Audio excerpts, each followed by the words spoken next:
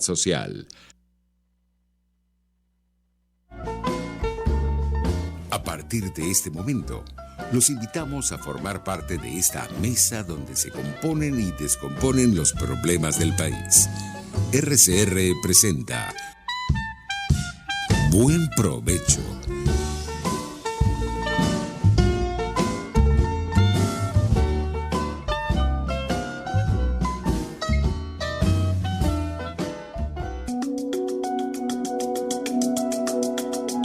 Monitor de Derechos Humanos, con el abogado penalista Fernando Fernández. Buen mediodía y buen provecho. Les deseamos a todas las personas que nos escuchan. Les habla Fernando Fernández, director del Monitor de Derechos Humanos. Seguidamente, los créditos. En la dirección general de la estación está Jaime Nestares, en la gerencia de producción Wilix Arcaya, en la producción del programa Carla Sons, en los controles Gregorio González y en la conducción quien les habla Fernando Fernández. Estamos en todas las plataformas digitales rcr750.com, rcr.tv y RCR750, en YouTube RCR750. Esta es la radio que se ve. El Monitor de Derechos Humanos tiene cuentas en Twitter, @DHMonitor y @FM_Fernández. Y tiene las siguientes etiquetas: Monitor de DH y Observa Crímenes. El correo electrónico es fmfmonitordh@gmail.com. Hoy, 5 de mayo de 2021, tenemos el agrado de contar nuevamente con Feliciano Reina, quien es arquitecto, fundador, presidente de la Asociación Civil Acción Solidaria en Venezuela y fundador también de Civilis y Codevida. Adicionalmente, ha sido galardonado con el Premio de Derechos Humanos de la Embajada de Canadá en el año 2010. Hoy tenemos un tema muy importante y queremos darle la bienvenida a Feliciano. El tema es la Providencia 001-2021 de la UNDOF y el impacto que esta tiene en las ONGs humanitarias, derechos humanos y otras asociaciones civiles sin fines de lucro. Bienvenido, Feliciano. ¿Cómo estás? Muchas gracias, Fernando. Buenas tardes. Un gusto estar de nuevo contigo. Bueno, a mí me alegra mucho que tengamos este encuentro, a pesar de las dificultades climáticas y también todas las circunstancias que rodean el quehacer de un defensor de los derechos humanos como tú. Sabemos que estás fuera del país, pero igualmente conectado gracias a los beneficios de la tecnología. Y esperamos que la tecnología se porte bien hoy con nosotros, ¿no? Bueno, Feliciano, tenemos un tremendo desafío, que es esta normativa. Normativa que salió recientemente, en días pasados de abril, y que ha tenido corriendo a las ONGs en derechos humanos y humanitarias, y queríamos un poco oír tu visión general de este asunto. Sí, Fernando. Y por cierto, estoy fuera por 2 semanas, porque bueno, siempre estoy por allá también con mi equipo y como parte del movimiento de derechos humanos, ¿no? Nos preocupa, Fernando, porque si bien uno puede estar muy de acuerdo con todos los esfuerzos que se hagan para prevenir lavado de dinero, financiamiento al terrorismo, que es lo que tiene que ver con esta providencia. Sin embargo, cuando hemos visto que se implementan algunas de estas medidas en otros países, de hecho, eso fue nombrado en algún programa oficial, eso se hace en un contexto democrático, de respeto a la labor de organizaciones defensoras de derechos humanos y donde hay también necesidad humanitaria a las organizaciones humanitarias. Se tiene en cuenta el conjunto de garantías que implica el ejercicio de la libertad de asociación como derecho humano, y entre ese conjunto está el derecho a buscar, recibir y utilizar recursos de la cooperación internacional para poder llevar adelante el trabajo. Estos recursos no son solamente financieros, por supuesto, pero en este caso sí se trata de un tema que tiene que ver con lo financiero, con esos recursos económicos que permiten que una organización pueda llevar adelante su trabajo. Entonces, como decía, si esto se da en un entorno donde hay ese respeto y esas garantías, es una cosa. Otra es en un entorno como el nuestro, en el que desde hace tiempo, por lo menos algunos actores se han dado a la tarea de descalificar, de criminalizar, de obstaculizar, restringir el trabajo de las organizaciones de sociedad civil, principalmente pues cuando estamos hablando de la defensa de los derechos humanos, de, por ejemplo, todo lo que tiene que ver con libertad de expresión y más recientemente, Fernando, de manera extremadamente preocupante por los impactos en la población en necesidad, estos hechos contra organizaciones humanitarias que terminaron a principios de este año, como sabes, con la detención de nuestros colegas de la Organización Azul Positivo, que por cierto, aunque no están ya detenidos, pasaron casi un mes en detención, sin embargo, no se ha dado esa audiencia en la que esperaríamos que no haya cargos contra ellos y que queden en plena libertad. Sí, sin duda. Creo que el tema del contexto es fundamental, ¿no? En un contexto democrático, tolerante, inserto además en las tendencias mundiales en torno pues a la defensa de los derechos humanos y al quehacer humanitario, que son dos tareas que están íntimamente ligadas y ya Venezuela está claramente en situación humanitaria desde hace varios años, ¿no? Entonces se justifica plenamente que haya un trabajo extenso y además profundo de parte de estas organizaciones, ¿no? Tú mencionabas un caso, el caso de Azul Positivo. Sabemos que hubo unas detenciones, sabemos que hay un procedimiento en curso, sabemos que están todavía sometidos a medidas restrictivas, ¿no? Un poco, ¿cuál es la situación de estas personas? ¿Están trabajando en su actividad humanitaria o está paralizado ese trabajo? Mira, nuestros colegas están trabajando desde el momento en que salieron de detención. Es una organización que tiene muchos años en el Zulia, de un trabajo realmente impecable y que además, Fernando, de las cosas más graves que esto tiene, es que se trata de, como se dice en el lenguaje, digamos, de las organizaciones de Naciones Unidas, de una socia implementadora. Es decir, que Azul Positivo no solamente tiene sus programas que puedan nacer de sus propias iniciativas, sino que también está actuando como socia implementadora de la Oficina del Alto Comisionado para los Refugiados, de ACNUR, del programa de Naciones Unidas, del Fondo de Población de Naciones Unidas y por supuesto de ONU-SIDA. De hecho, cuando fueron detenidos, la primera declaración pública que salió en defensa de nuestros colegas y de su trabajo de la organización fue de ONU-SIDA en Venezuela y después de la secretaria ejecutiva de la Secretaría General Internacional. Entonces, digamos, ese es un caso que para todos fue de un enorme impacto. Como decía, han seguido trabajando, cuando salieron nuestros colegas han continuado haciéndolo. No solamente eso, sino que también, por supuesto, ahora con más visibilidad, haciendo conocer lo que están llevando adelante, pues tienen incluso acciones con militares en la zona de prevención, en el caso del VIH, y hay que recordar que más allá de cualquier otra cosa que pueda utilizarse como argumento supuesto para justificar la detención, es increíble que eso haya ocurrido también con un órgano militar. Eso de ninguna manera debió tener lugar, más allá de todas las otras irregularidades. Así que pero lo que uno, digamos, rescata de todo esto, Fernando, es el compromiso de personas que están y estamos aquí solamente para trabajar, en el caso de lo humanitario, por aliviar sufrimiento, por salvar vidas, en el caso de los derechos humanos, por supuesto, por acompañar a víctimas de violaciones, por defender derechos, por levantar la voz, en áreas tan diversas como, por supuesto, libertad de expresión, derechos de las mujeres, derechos ambientales. Entonces, al final, hacerle daño a una organización de estas es hacerle daño a la población en su conjunto, ¿no? Sin duda alguna. Estas tres características que mencionaste, en las cuales está asociada Azul Positivo, concretamente con ACNUR, Fondo de Población y ONUCIDA, son agencias de Naciones Unidas, ¿no?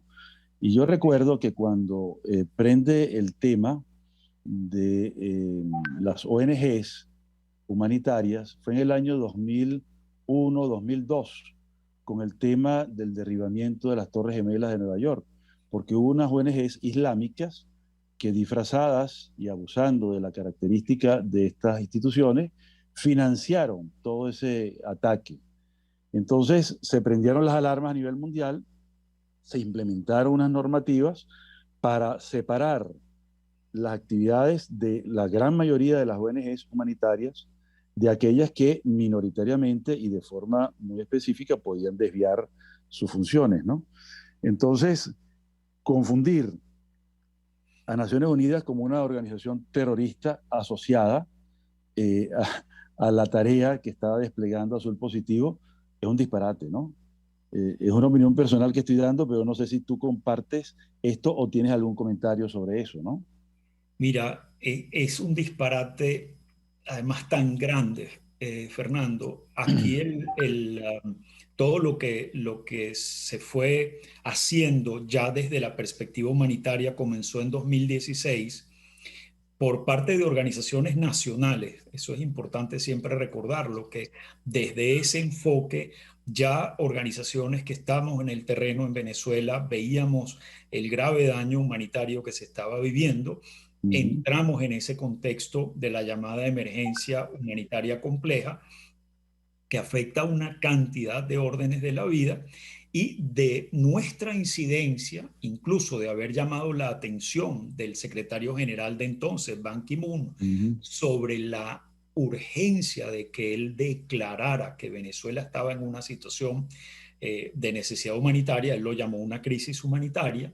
Entonces necesitábamos que Naciones Unidas obrara desde esa perspectiva. Y de hecho ya entre 2018 y finalmente 2019 se formaliza la arquitectura humanitaria en el país. Entonces esto se hizo además en conversaciones con el gobierno que para junio, mayo-junio, se abre para que esa arquitectura sea llevada, su coordinación a través de lo que se llama el equipo humanitario de país, como se hace en los lugares donde hay implementación de esta arquitectura humanitaria.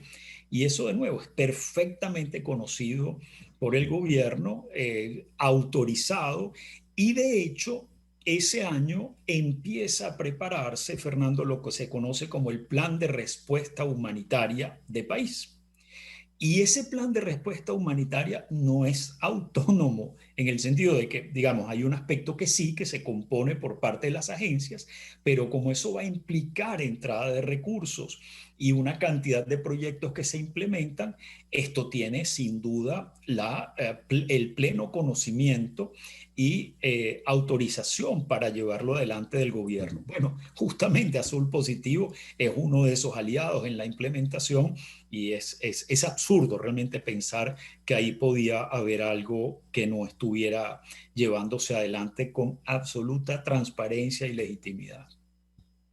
Ellos hacen un estudio muy detenido, muy detallado de cada organización y la evalúan permanentemente. Tienen lo que se llama un compliance.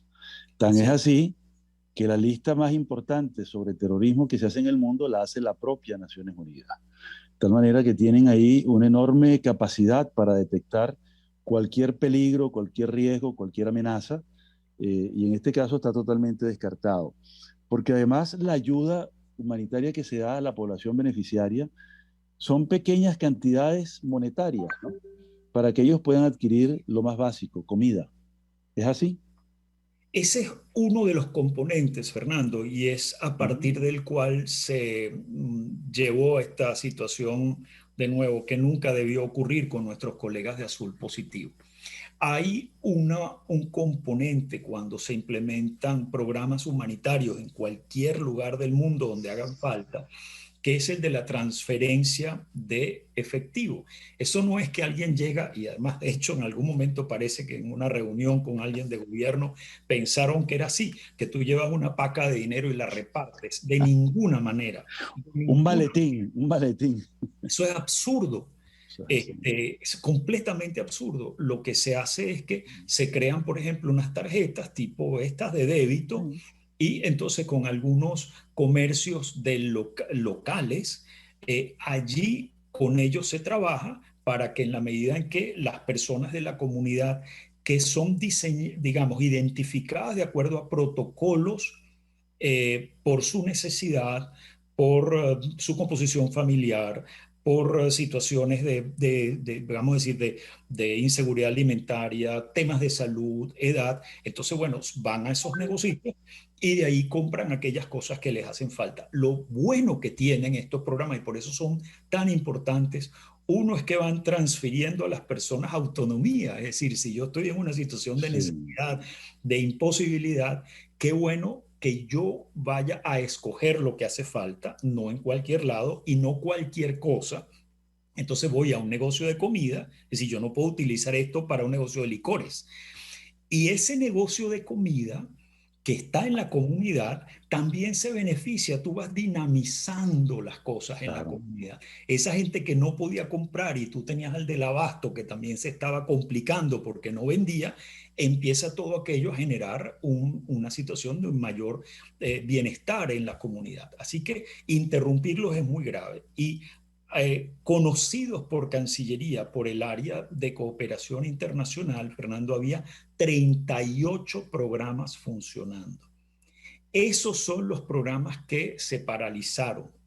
Otras áreas digamos, de la respuesta humanitaria, lo digo incluso por nosotros, que entregamos medicinas, hacemos donación de medicinas de todo tipo, tratamientos para hipertensión, diabetes, temas de salud mental.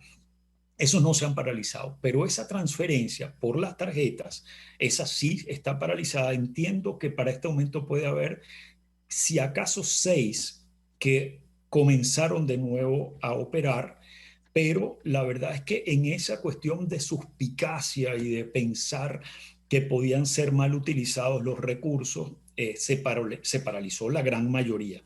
Esto también, Fernando, tiene mucho que ver con la idea vamos a decir, terrible, política, mal manejada, de que estos programas compiten con los recursos que puedan transferir alguna misión. Pero si la misión transfiere 3 o 5 dólares y esto tiene algún tipo de uso político, que sí, efectivamente, eso lo ha dicho la alta comisionada, ¿no?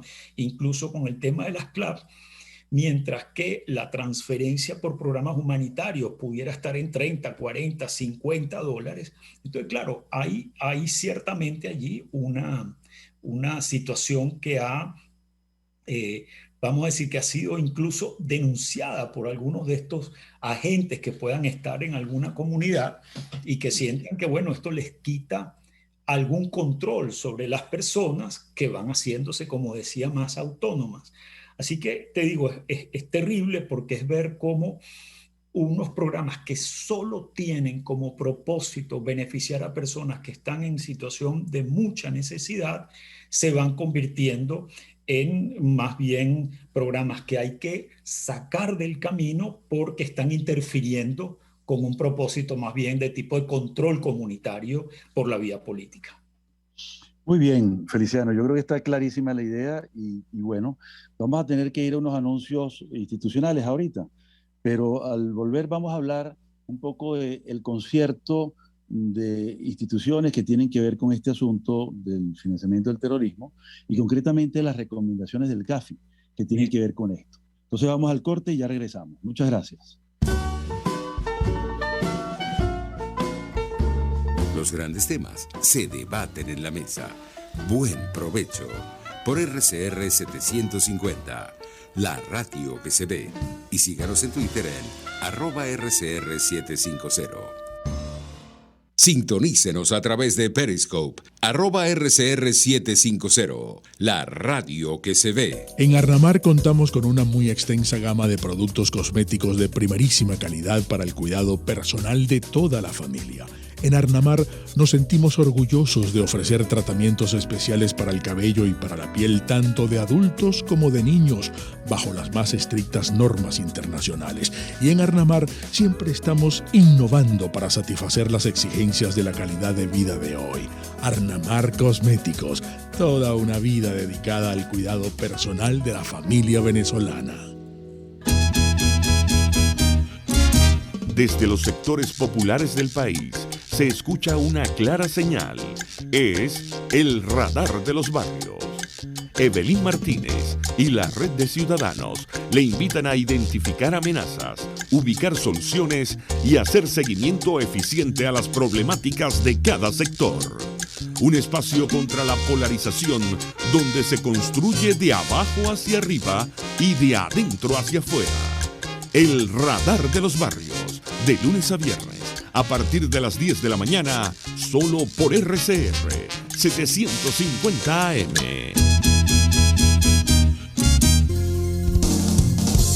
RCR 750 AM.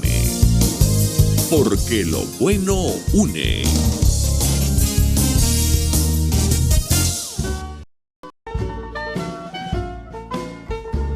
Escuchas Buen Provecho por RCR 750, la radio que se ve. Bueno, ya regresamos de nuestro corte institucional y vamos a continuar hablando con Feliciano Reina. Hablamos de cosas muy interesantes sobre los grandes beneficios aportados por los fondos que a su vez da soporte de las Naciones Unidas para personas en situación de total carestía, de hambre, etcétera, etcétera, y que les da mucha autonomía. Pero vamos ahora a otros aspectos institucionales con Feliciano Reina. Vamos a hablar un poco de lo que ha sido la aplicación de las distintas formas de controlar el financiamiento del terrorismo y en concreto las recomendaciones del Gafi y qué tendría que ver con esto, con este tema y Venezuela. Me refiero al Grupo de Acción Financiera Internacional, concretamente a la recomendación 8. Y bueno, su impacto sobre este asunto y cómo debería ser acá en Venezuela. Adelante, Feliciano. Fernando, este es un tema realmente importante y además un espacio más o menos nuevo para nuestras organizaciones, porque hasta ahora, por supuesto, nos veníamos manejando por todo lo que eran los órganos de derechos humanos. Después tuvimos que meternos de lleno en los temas humanitarios y aprender mucho. Esto es un aprendizaje constante, ¿no? Y cuando vemos ahora la criminalización por la vía del uso de recursos, por estos programas de transferencias de efectivo, entendimos también que se estaba manipulando una serie de recomendaciones que hace este Grupo de Acción Financiera Internacional que tienen que ver con el propósito muy legítimo, por supuesto, de prevenir el lavado de activos, el financiamiento al terrorismo, pero que no puede hacerse esto de cualquier manera.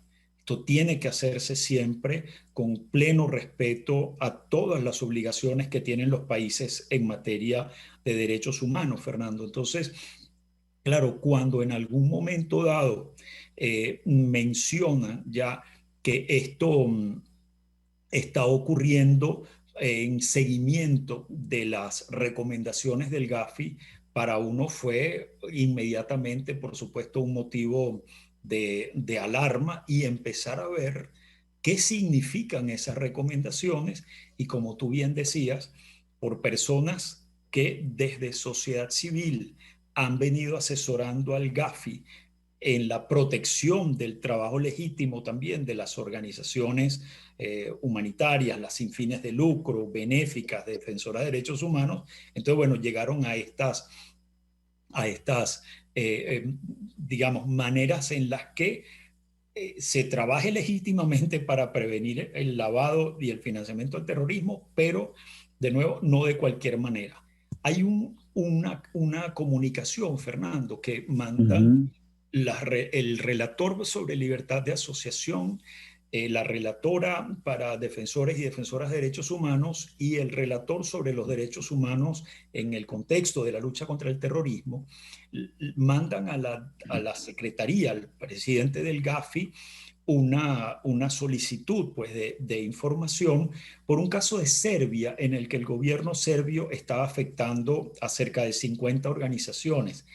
La respuesta, yo creo que es muy importante tenerla en cuenta, Fernando, la respuesta del presidente del Gafi, porque él dice, en resumen, los estándares del Gafi están diseñados para proteger a las organizaciones sin fines de lucro del financiamiento del terrorismo, pero asegurando que su trabajo legítimo, caritativo, sus actividades no sean interrumpidas ni sean tampoco desanimadas, digamos, ¿no? Los estándares fueron preparados para asegurar que están alineados con los principios internacionales de derechos humanos y las libertades fundamentales. Y esto que viene es muy importante, está en directa contradicción con los estándares del Gafi y es categóricamente inaceptable que las medidas sean explotadas y utilizadas para oprimir los derechos humanos bajo el pretexto de la lucha contra el terrorismo. Es decir, ahí está clarísimo que no es de cualquier manera esa lucha contra el terrorismo y de hecho él también advierte que esto que hizo Serbia va a ser expuesto públicamente si continúan sin cumplir. Así que Venezuela entraría aquí, Fernando, si no hace esto bien y mantiene esta manipulación de los estándares del Gafi dentro además de un contexto de criminalización de las organizaciones, pues va a tener todavía un ente más de supervisión internacional que va a señalar al gobierno como incumpliendo estas normas. Es decir, ya no es solamente la misión de determinación de hechos, la oficina de la alta comisionada, la OIT, es decir, vas a tener adicionalmente al Gafi diciendo eso no se puede hacer.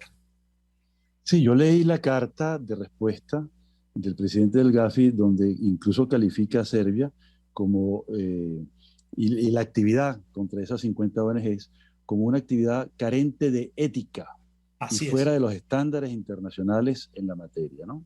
Así es. Porque reconocen el enorme valor social y la importancia desde el punto de vista institucional que tienen estas ONGs para apoyar a los estados en la resolución de los problemas sociales más básicos, ¿no?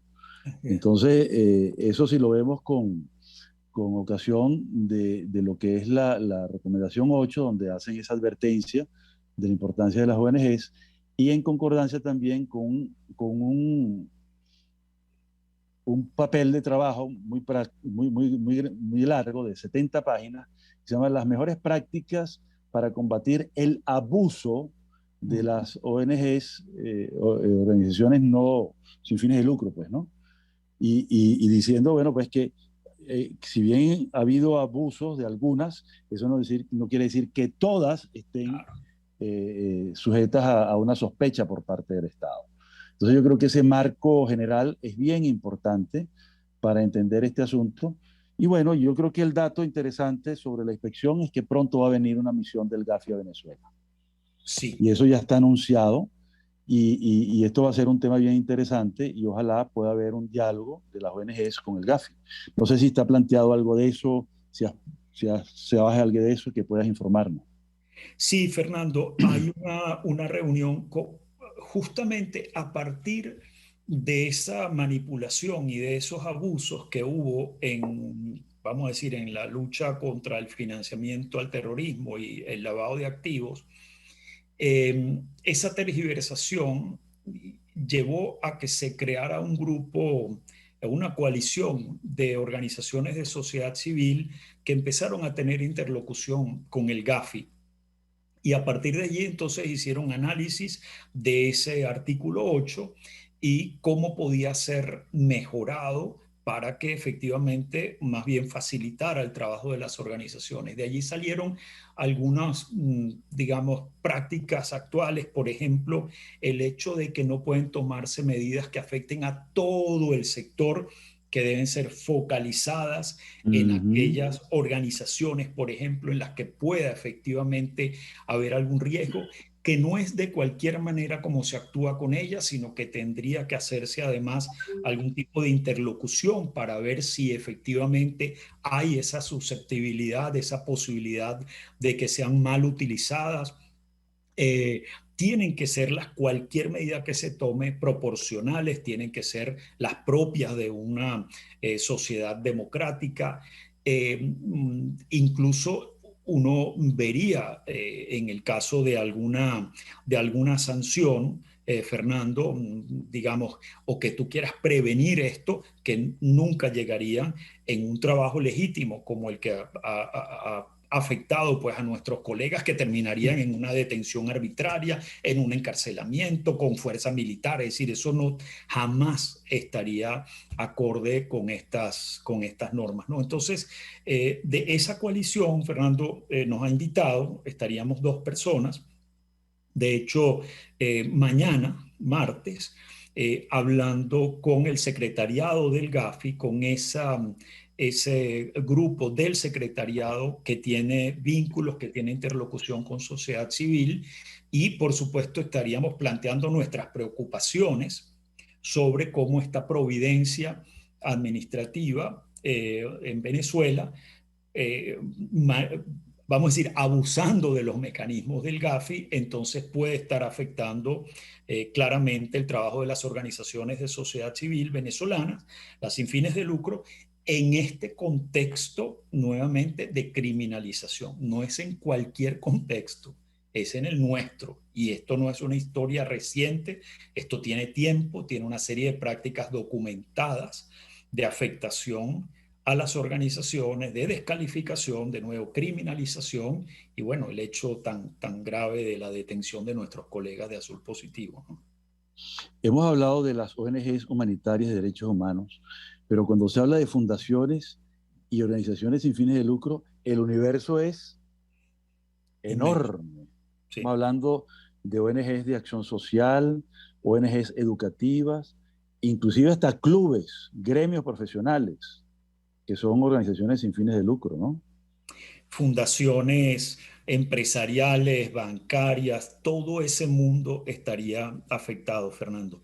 Aquí te digo, cuando nosotros sacamos el documento por parte fuimos más de 700 organizaciones las que lo firmamos, bueno, entendemos que por la naturaleza de nuestro trabajo nosotros necesitamos que esa providencia en este momento sea derogada, analizada, revisada, para que efectivamente lo que de allí salga esté completamente de acuerdo con estos mandatos del Gafi, ¿no?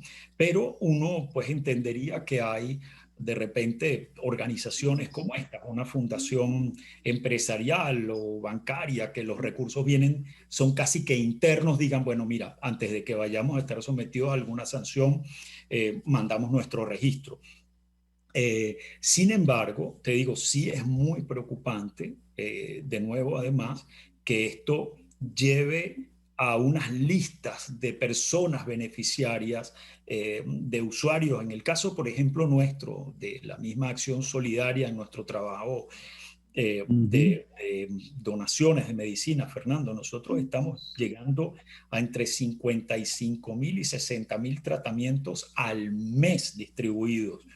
En nuestra propia sede pasan de 1.400, pueden llegar a 1.800. De ninguna manera nosotros podemos dar, incluso estaríamos incumpliendo con propia legislación venezolana en términos de la confidencialidad en situaciones de salud. Es decir, eso no tiene ningún sentido, que eso lo puedan estar pidiendo en una organización humanitaria, ¿no? Y por supuesto, en las de derechos humanos, ni hablar, si estamos hablando también de personas que precisamente por la confianza que da una organización de derechos humanos están denunciando a órganos del Estado que han estado cometiendo, digamos, actos muy graves en materia de derechos humanos.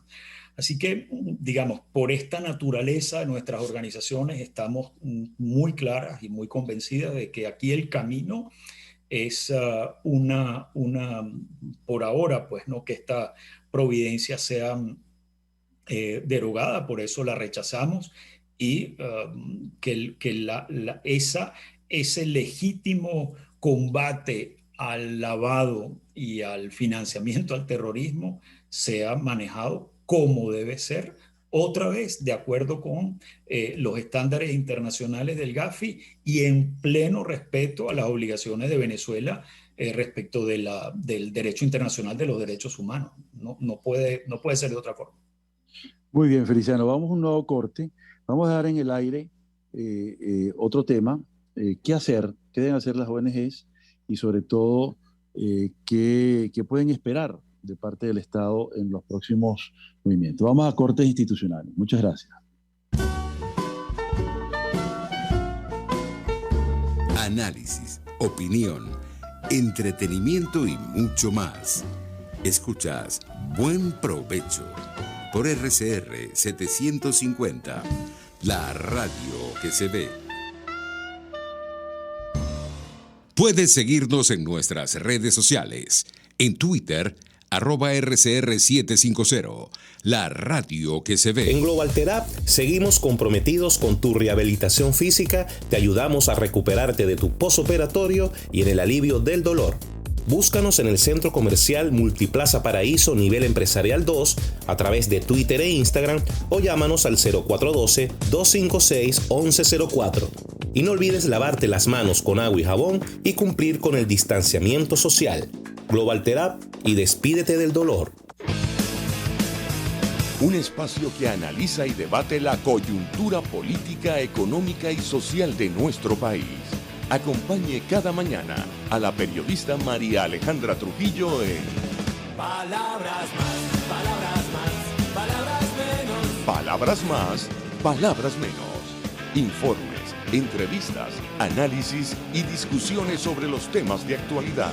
Es lo que más te puedo dar, es lo de siempre. Palabras más, palabras menos. De lunes a viernes, de 7 a 8 de la mañana, por RCR 750 AM. Palabras más, palabras más, palabras menos. RCR 750 AM. Porque lo bueno une.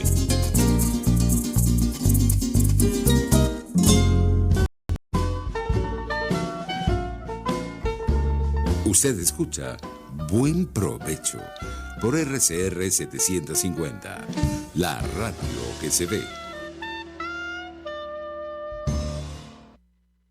Dado pues que tenemos ya una cobertura bastante detallada de la situación, problema que tienen las ONGs en general y en concreto las que son de derechos humanos y las humanitarias, ¿no? ¿Cuáles serían las propuestas? Ya hemos entendido pues que es inaplicable esta resolución, la 001-2021, en virtud pues del objeto mismo de estas organizaciones humanitarias y derechos humanos, porque entregar el listado de beneficiarios, es decir, de víctimas de violaciones de derechos humanos o víctimas de una situación humanitaria, compromete enormemente su seguridad personal, física y también moral y hasta emocional, ¿no? Entonces, ¿cuáles serían, digamos, las propuestas generales para este asunto? ¿Esto es reformable? ¿Esto debe derogarse? ¿Esto debe aplicarse? ¿Las ONGs se deben registrar de inmediato? ¿Qué hacer? Adelante, Feliciano. Gracias, Fernando. Mira, nosotros pensamos que debe ser derogado, no modificado. Esto es importante trabajarlo de nuevo. Y sobre todo pensarlo de una forma en la que no lleve de ninguna manera a esta criminalización a priori del trabajo. Es decir, cuando Cabello dice hace 2 miércoles, hay organizaciones que están involucradas en el financiamiento al terrorismo, así al voleo, Esto es muy serio, Fernando, porque de nuevo es como decir, como pensamos que esto está pasando, vamos a ver qué tipo de norma le lanzamos a estas organizaciones. Eso, en ese contexto, de nuevo, no estamos planteándonos una situación que esté buscando como objetivo legítimo, una vez más, la prevención de estos delitos de lavado de activos o de financiamiento al terrorismo, sino, de nuevo, una forma en la que vamos a ver cómo vamos contra el sector. Si pensando en esos mecanismos del Gafi, hubiera con alguna o algunas organizaciones la idea de que algo puede estar haciéndolas susceptibles de un mal uso por parte de quien da los recursos, ese es otro tema. Entonces tú, digamos, en esta idea de hacer el trabajo focalizado, entonces ves quiénes pudieran ser. Por otro lado, Fernando, preocupa mucho cuando, por ejemplo, respecto de recursos que son legítimos, que vienen de la cooperación internacional de países, de otras organizaciones, ya de antemano se dice, si usted recibe, por ejemplo, recursos de USAID, de la Agencia de Estados Unidos para el Desarrollo, entonces usted ya esos recursos son para fines ilegítimos. Es decir, eso es casi como uno habla de la censura previa. Como usted va a decir algo que seguramente es dañino, entonces le prohibimos que lo diga. Bueno, es decir, entonces esto es muy grave porque si uno ve, Fernando, por ejemplo, hablando del tema humanitario, de dónde han venido los principales recursos para el país y que son tan necesarios y que forman parte además de la vía del plan de respuesta humanitaria trabajado en conjunto con el gobierno, ¿vale? Vienen justamente de Estados Unidos y de la Comisión Europea a través de su órgano de cooperación que se llama ECO en lo humanitario. Entonces, una vez más, el clima que han creado al final no es propicio para trabajar, para, digamos, poder implementar sin esta criminalización esos programas o humanitarios o de defensa de derechos humanos, sino que se hace por el contrario ya en cuanto ustedes me digan con quién trabajan, vamos a ver por dónde les encontramos la caída. Eso es terrible, Fernando. Y te digo, en un momento en el que nos hace tanta falta en Venezuela poder trabajar de manera plena, abierta, con pleno acceso a los lugares donde hay tanta necesidad, que la búsqueda sea más bien por dónde los acusamos, por dónde obstaculizamos el trabajo, sería un daño muy grave. Lo está haciendo Nicaragua, desafortunadamente, Fernando, también ha estado utilizando estos mecanismos y al final quien sale afectada son justamente las personas en necesidad. Entonces, bueno, esperaríamos, no va a ser algo fácil. Tampoco lo vemos con la ley de cooperación internacional, que ya ha sido discutida en la Comisión de Política Exterior, pero irá después a primera discusión y eventualmente a lo mejor termine siendo aprobada, pero si sigue teniendo los contenidos que ya habíamos conocido en 2005 y 2010, se va a sumar con esta providencia a una serie de restricciones muy graves, no acordes con las obligaciones de Venezuela en materia de derechos humanos. Y bueno, tendremos que seguir denunciando, pues, ¿no? Y por allí estará, esperamos, la voz de la alta comisionada, del propio secretario general de Naciones Unidas, porque los daños, sobre todo a la población, serían enormes, Fernando. Sin duda, hay una noción básica en el compliance o cumplimiento normativo, que es parte de la disciplina que yo ejerzo, que habla siempre del delito determinante. De la legitimación de capitales, los delitos determinantes son delitos económicos, fraudes, estafas, corrupción, tráfico de drogas, etc.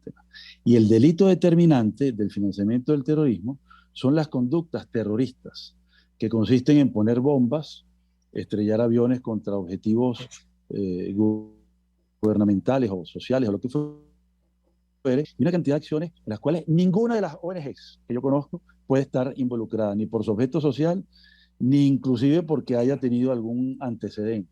De tal que sería otro disparate más, ¿no? Entonces, de todas maneras, bueno, como el tema se está moviendo mucho y el tiempo nos va alcanzando, yo creo que es bien importante mencionar que hay ya organismos de adscripción a los cuales las ONGs tienen que rendir información sobre sus objetos y sus fines. Está el SAREN, está la Defensoría del Pueblo, está el CENIAT, está el Ministerio de Relaciones Exteriores. ¿Y qué han dicho estos organismos respecto a esta situación? ¿Se han sentido aludidos por la providencia? ¿Ha habido algún acercamiento a las ONGs? Mira, ninguno por ahora, Fernando, pero como bien dice, justamente nosotros rendimos cuentas, tenemos que hacerlo. Claro, claro. Siempre ha sido así. Es que, por cierto, una cosa, digamos, también complicada del momento, porque esta misma providencia que dice que hay que entregar actas registradas de las últimas juntas directivas, ni siquiera te están dejando registrar, es un problema en serio. Y tampoco te dejan, digamos, meter algunos documentos que deberían ser, pues, hechos muy normales en la vida de una organización cualquiera, ¿no? Pero nosotros sí esperamos, Fernando, hemos estado trabajando lentamente, pero en la idea de crear una instancia de coordinación del trabajo humanitario y de protección con la Cancillería. Sabes que la Cancillería, a través de su área de cooperación internacional, es la que ha llevado la relación con el sistema de Naciones Unidas. Y hemos venido hablando de esa posibilidad desde fines del año pasado, segunda mitad, digamos. Tenemos como una especie de papel de trabajo ya adelantado. La idea sería firmar como un memorándum de entendimiento con ese propósito muy específico: coordinar entre organizaciones, Cancillería, que tiene ese mandato de articulación con la respuesta humanitaria y a la vez de protección, entonces poder facilitar el trabajo. Esto implicaría, por supuesto, agencias del sistema de Naciones Unidas, que ya tienen también su propia interlocución, las agencias internacionales, las organizaciones, perdón, internacionales. Ojalá eso avance, Fernando, porque además permitiría, te digo, evitar que una providencia como esta salga en una forma en que la verdad es que no puede ser aceptada. Y la otra cosa que yo creo que es importante es que, digamos, nuestras organizaciones, tenemos asambleas a las que rendimos cuentas, tenemos personas que trabajan con nosotros a las que rendimos cuentas. Eh, Hay, por supuesto, de nuevo, si es la cooperación de la Unión Europea, si es de Naciones Unidas, si es otros donantes, tienes que rendirles cuentas. Eso ciertamente, esa es si no, no habría manera de operar. Y como bien dices, además, te agradezco lo de los delitos determinantes. Eso está también claramente en la misma ley contra el financiamiento al terrorismo. Es decir, aquí están demarcados de manera tal que es obvio que allí no hay ningún tipo de estas actividades en las que esté involucrada ninguna organización. Entonces, bueno, nosotros esperamos, Fernando, de verdad que esto nos lleve a, digamos, a más obstáculos para trabajar. Se pierde tiempo, se pierden energías y nosotros deberíamos estar en este momento de todos los frentes dedicados a buscar maneras de resolver asuntos que son de fondo para la vida de las personas, desde la alimentación y nutrición hasta la salud.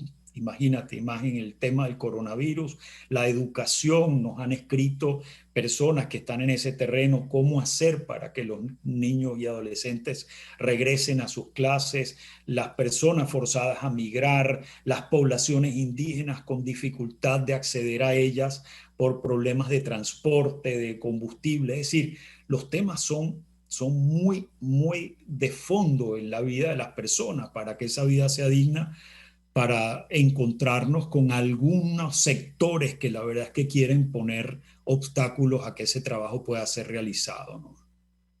Sin duda, además un país que ha dado tanto al mundo entero, a estados, a organizaciones civiles, a organizaciones políticas, a todo tipo de organizaciones, incluso multilaterales, durante tantos años, ¿no? En cooperación internacional, que no entienda que también es susceptible, pasivo, de recibir cooperación internacional, es una contradicción que no tiene ninguna explicación. Bueno, Feliciano, de verdad ha sido un gratísimo placer escucharte nuevamente. Estoy muy complacido y además ha sido muy completa tu intervención. Quisiera que des unas últimas palabras. Tienes 1 minuto aproximadamente porque el tiempo en la radio es terriblemente cruel. Así que tu último mensaje. Gracias, Fernando. Yo solamente te digo reconocer al conjunto de organizaciones con las que hemos avanzado, pues, ¿no? en este comunicado sobre una situación que nos afecta, seguir trabajando unidos. Hay ese espíritu de cuerpo que es importantísimo. Nos encuentran este tipo de medidas, sobre todo, de nuevo, cuando no facilitan, cuando no reconocen, cuando no garantizan nuestro trabajo, sino que buscan obstaculizarlo, incluso criminalizarlo, pues nos encontrarán siempre actuando juntos, porque al final nuestro propósito es poder seguir trabajando por la dignidad, por el alivio de sufrimiento y eventualmente también, por supuesto, por la mejora de las condiciones políticas, sociales y económicas del país. Bueno, muchísimas gracias, Feliciano, muy completo. Creo que ha sido muy bien explicado esta situación y esto nos va a dar chance de volver a hablar en un futuro sobre este tema. No se va a resolver de inmediato. Muchísimas gracias y nos vemos el próximo miércoles. Hasta luego. Gracias, Fernando.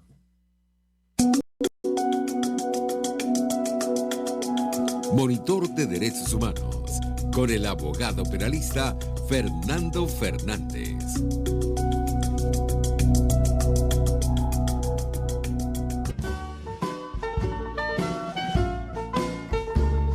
RCR presentó Buen Provecho. Síganos en Twitter como @RCR750, la radio que se ve.